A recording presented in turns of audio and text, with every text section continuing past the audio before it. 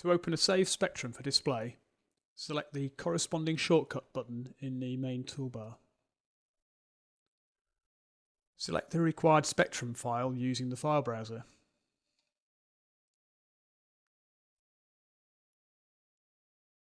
The selected spectrum will be displayed in the main screen. The spectrum display screen has several features that are worth noting. The title bar, which contains the spectrum file name, the main display area, the spectrum cursor, the cursor legend, the graph palette, and the plot legend. Each of these features will be described in more detail later in this video.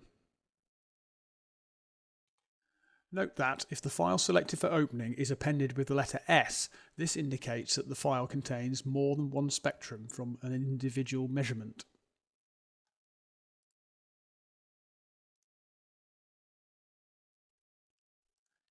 In this case, an additional window is displayed, allowing the user to select which of these spectra to open. The default option is to open all of them. In this case, all of the spectra are displayed in the same window, and a control is displayed at the bottom of the window, here, allowing the user to cycle through the spectra.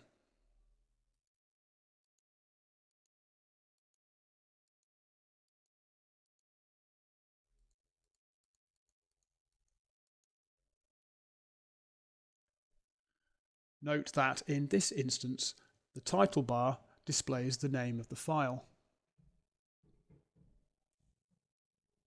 whereas in the plot legend, this name is appended with the number of the spectrum currently displayed. So we have spectrum 1 at the moment, now spectrum 2, spectrum 3, etc. It is also possible to choose to display just one or a selection of the spectra in a multi-spectrum file.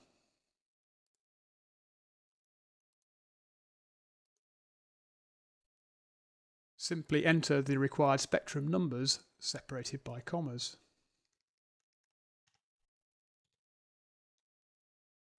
Or specify a range of spectra to open.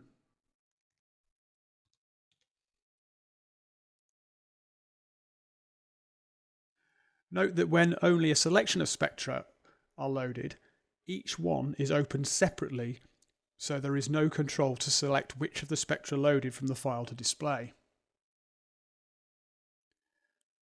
Note also that individual spectra from a multispectrum file loaded in this way are titled with the file name appended with a numeric suffix corresponding to the spectrum number.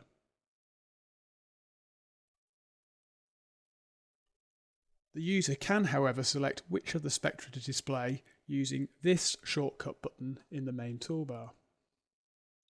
So we can select spectrum 1 from that file.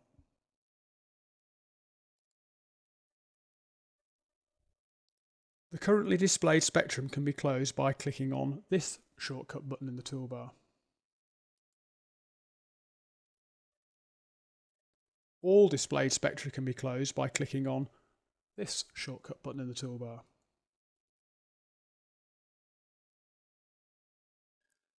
If we now load another example spectrum, further features of the spectrum display can be demonstrated.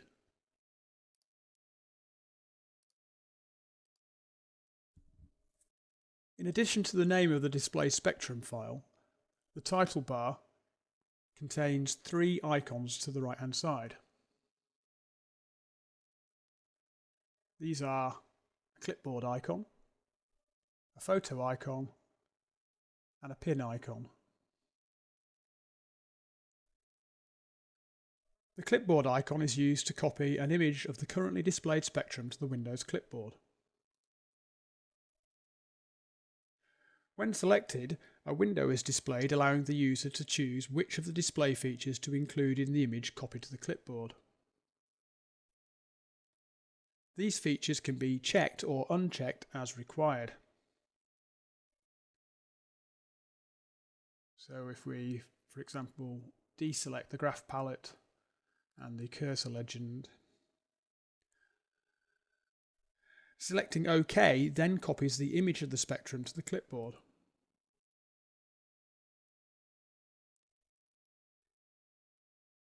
It can then be pasted into a document.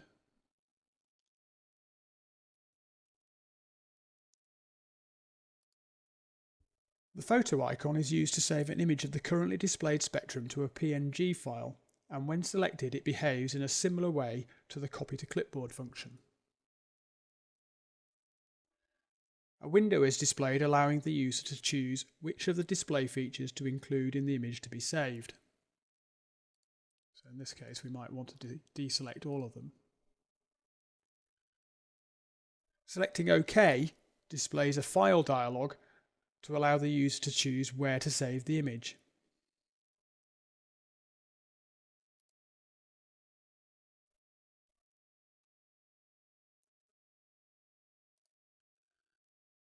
The saved image can then be inserted into the document.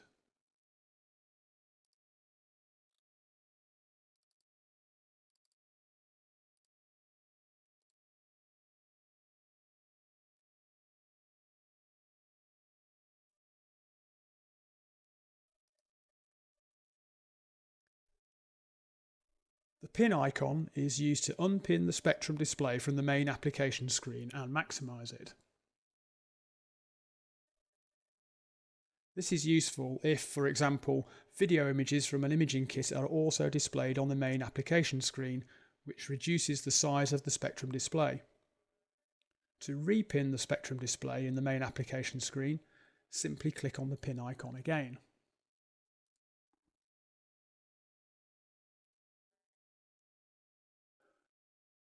When all of the spectra in a multispectrum file are loaded, for example this spectrum file here, an additional icon is included in the title bar of the spectrum display. This is the 3D icon. When selected, this displays all of the spectra together. This can be useful to show the evolution of the spectra. It's possible to manipulate this display in a number of ways. For example, you can change the minimum wavelength displayed and the maximum wavelength displayed to show a particular set of peaks. It's also possible to change the view by rotating, left clicking and rotating the display. The minimum intensity and maximum intensity of the display can also be changed. And if we wanted to look at just spectra, say 10 to 20, we can also do that. So we've now got spectrum 10 to spectrum 20.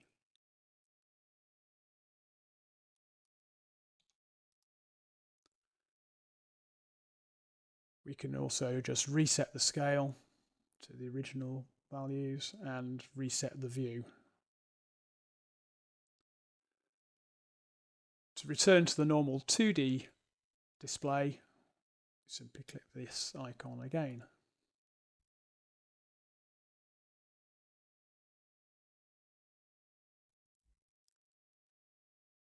The spectrum cursor here is initially positioned in the center of the displayed wavelength range. It can be left-clicked and dragged to any required position. The position of the cursor is displayed in the cursor legend at the bottom of the screen. The cursor legend displays both the wavelength and intensity in the spectrum at the current cursor position. So if we move the cursor, you can see these values changing. The cursor can also be moved more precisely using the left and right arrow keys. Each press of the arrow key moves the cursor by 1 pixel. A cursor movement is possible by holding down the Shift key and pressing the arrow keys. This moves the cursor in 10 pixel increments.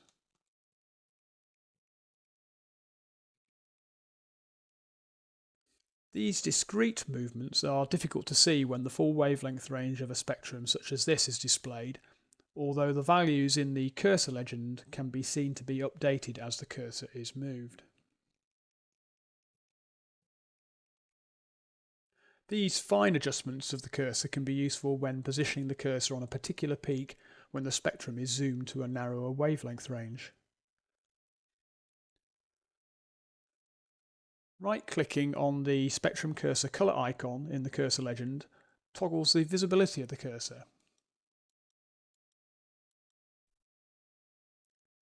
The wavelength and intensity indicators are greyed out when the cursor is hidden. The graph palette here allows control to be toggled between movement of the cursor, this option here, and the spectrum zoom functions, this one here.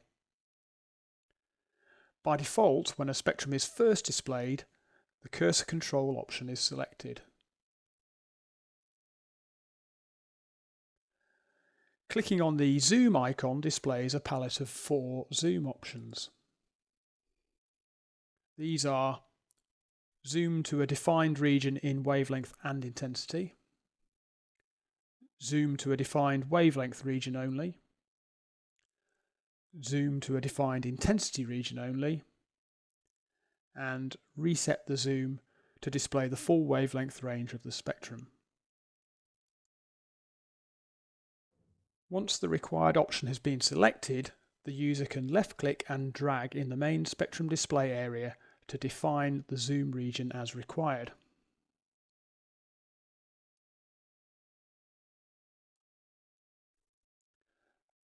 Zoom operations can be repeated as required to further refine the region of the spectrum displayed.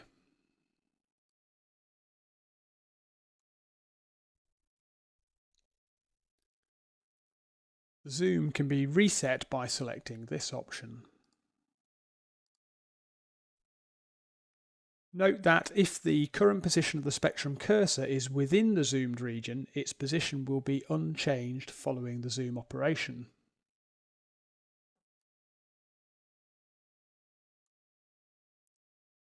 Cursor still over on the right hand side. If, however, its current position is outside the zoomed region, it will automatically be repositioned in the centre of the wavelength range displayed following the zoom operation.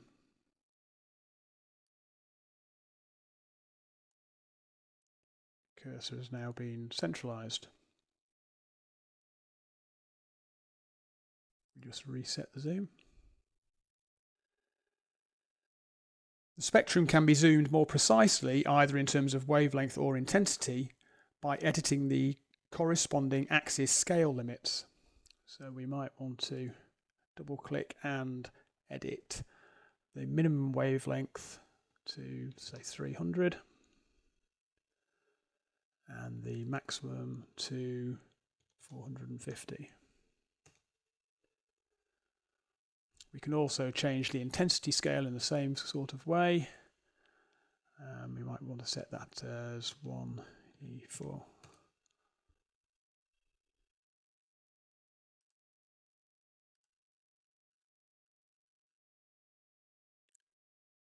The plot legend is initially displayed at the top right-hand corner of the main spectrum display area.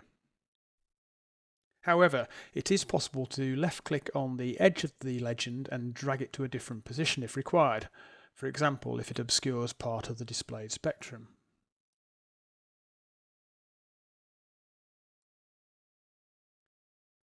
It is also possible to remove it altogether from images of the spectrum for use in reports using the display feature selection options, which are displayed when a spectrum image is either copied to the clipboard or saved to file as described previously.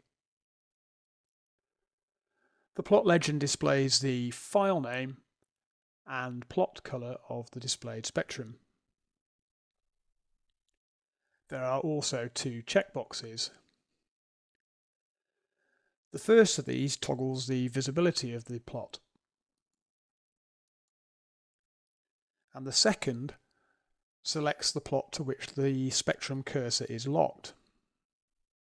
These options are only really relevant when comparing spectra and more than one spectrum is displayed. Comparison of spectra will be described slightly later in this video. Right-clicking on the plot legend displays a new window. This window has two tabs: plot configuration and acquisition parameters. The plot configuration tab provides options to apply a wavelength shift to the spectrum, so we could shift it by -1 nanometer or +1 nanometer.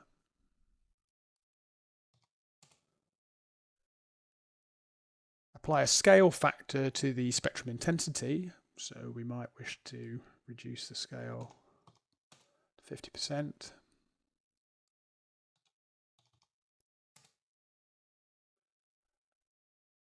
And change the plot color. Again, these features are particularly useful when comparing spectra. The Acquisition Parameters tab displays the parameters used in the acquisition of the spectrum. These parameters are read from the parameter configuration file that is saved with each set of measurements acquired using LIBSoft. Note that if the parameter configuration file has been moved or deleted and is no longer in the same folder as the spectrum file, a file not found message will be displayed. Similarly, if the parameter configuration file or spectrum file has been renamed, a file not found error message will be displayed. Select OK on the plot configuration tab to close this window.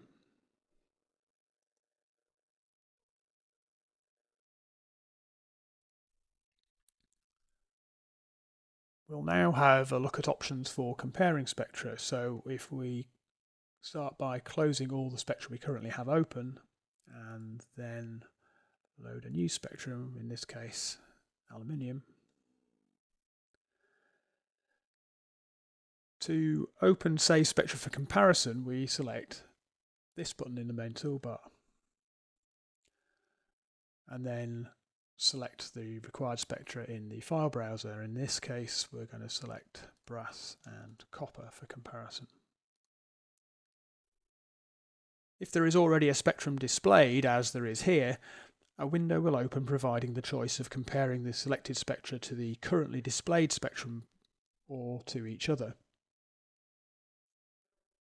If no spectrum is currently displayed, the selected spectra will automatically be compared to each other. Check the required option, and for this example we're going to compare these spectra to the one that's already displayed, and then select OK. The selected spectra will be overlaid on the existing spectrum. The display is essentially the same as for a single spectrum, except that the plot legend now shows entries for each of the spectra in the comparison, so aluminium, brass and copper. Checkboxes in the plot legend can be used to toggle the visibility of individual spectra.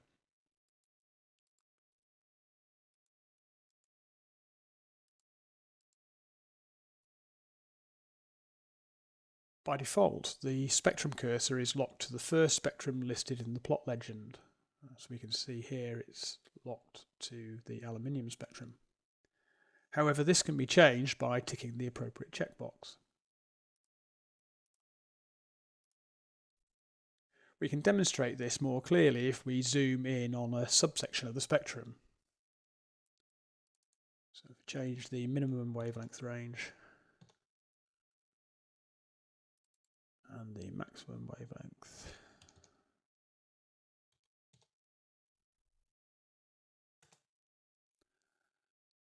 And then change the maximum intensity.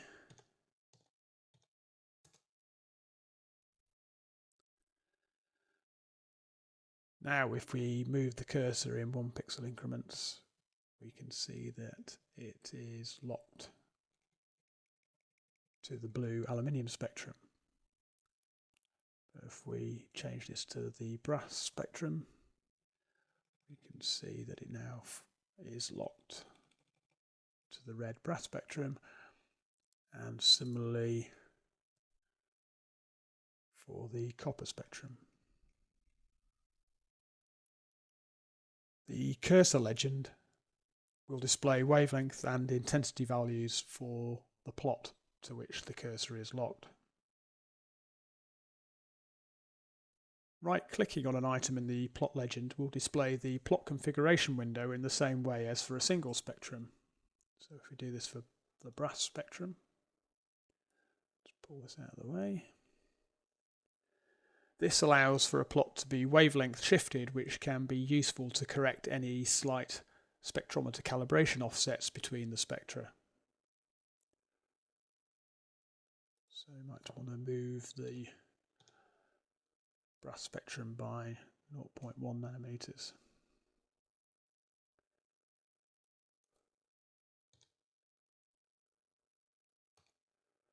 And as we briefly showed before, we can move it in the other direction as well.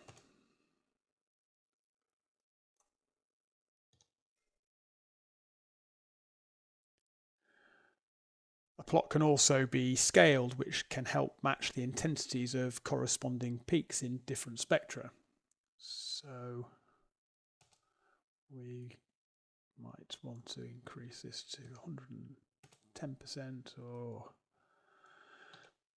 120% to get it more closely matched to that of the copper spectrum. The plot color can also be changed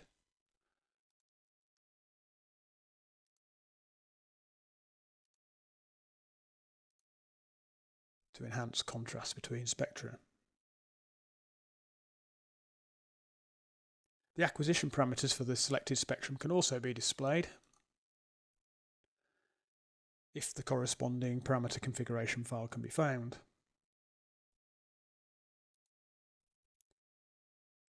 There is also an additional button displayed on the plot configuration tab for the loaded comparison spectra, which allows the corresponding spectrum to be closed and removed from the display. So we've just removed the brass spectrum from the comparison, and we could do the same for the copper spectrum, which will just leave us with the aluminium spectrum.